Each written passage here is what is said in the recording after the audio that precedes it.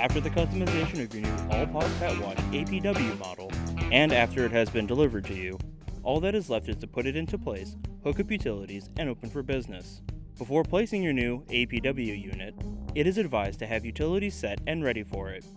If you are planning on having hot and cold water instead of just cold, the setup is very similar with just an extra pipe running to the area. For proper clearance of utilities, there are a couple minimums that have to be reached. This illustration will help to explain. From the wall to the pipes, a minimum of 30 inches is needed to clear the cabinet of the unit, and there needs to be at least 12 inches from the floor. For the drain, which needs to be at least 6 inches, the same 30-inch minimum needs to be met, as well as a 14-inch space from the back wall to the drain. For the power to the unit, a standard 120-volt 20-amp connection is required and should be placed near the unit. If you upgraded to an instant water heater, there will need to be a second 20-amp breaker. When placing your APW, it is important for the unit to be level to make sure that the gravity drain works properly. For this, all APW units come standard with leveling feet on all outside corners to make sure that your unit is stable.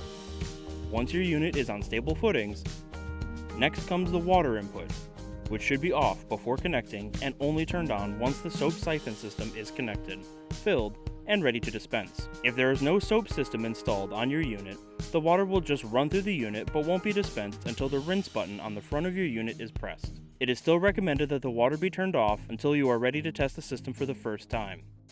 The water input required is 45 psi out of a half-inch connection. The position of the hot and cold inputs are marked if the system supports it. Otherwise, a single cold input is provided and marked. If going with a mostly rigid pipe system, the fittings are both 11.5 inches from the bottom of the unit and 2 5/8 inches from the back of the unit for the hot, and 5 5/8 inches from the back of the unit for the cold. If the water pressure to the unit is below the recommended pressure, there is no need to worry.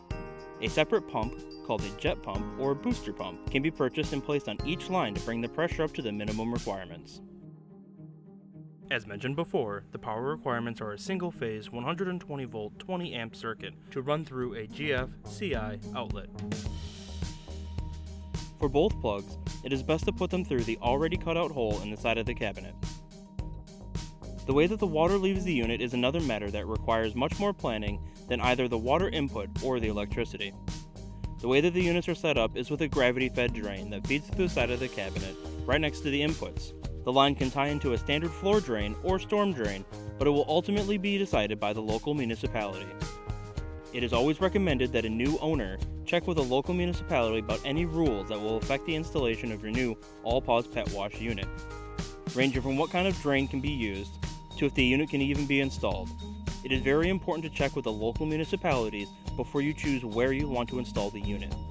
For any and all other questions regarding where to put a unit or how to do so, contact your local All Paws Pet Wash distributor, found through allpawspetwash.com under Find a Distributor, or contact us directly through our contact page. Or you can just call us at 800-537-8231. All Paws Pet Wash, a tail wagging good time.